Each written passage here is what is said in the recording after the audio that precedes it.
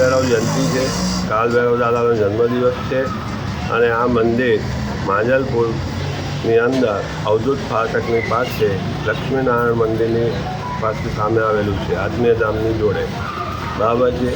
અને આજે દાદાનો જન્મદિવસ છે એટલે અહીંયા કાર્યક્રમ છે, બપોરે ધજા ચડાવીશું, સાંજે છે તે અલ્પાહારનો કાર્યક્રમ છે અને ભજન સંધ્યાનો કાર્યક્રમ છે, ભજનનો બી કાર્યક્રમ છે, સાથે સાથે આવનાર દરેક ભક્તો યજ્ઞનો પણ આરંભ કાર્યક્રમ છે।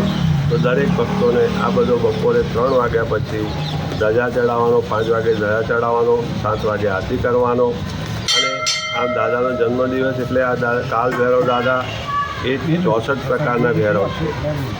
એ ભૈરવોની સ્થાપના શિવજીનું જ સ્વરૂપ મા શક્તિને રક્ષણ માટે જ્યારે સતીના 52 ભાગ થયા, શિવજીના પહેલા પત્ની, તે 52 ભાગની જ્યાં જગ્યાઓ એમને પડ્યા શરીરના અવયવો ત્યાં બધા એમની રક્ષા માટે ભૈરવની સ્થાપના કરવામાં આવી અને 64 પ્રકારના ભૈરવ છે અને એની અંદર કાલભૈરવ, મહાકાલ ભૈરવ, આજે આ કાલભૈરવ દાદાનો કારતક વદ 8મનો જન્મદિવસ છે અને તે જન્મદિવસ આપણે બધા સાથે ભેગા ભક્તો મળી અને ઉજવીએ તેવી જ ભાવના અને ખાતા મહારાજ આપણા મંદિરને કેટલા વર્ષ થયા અને આજે કાલભૈરવને શું ચડાવવામાં આવે છે?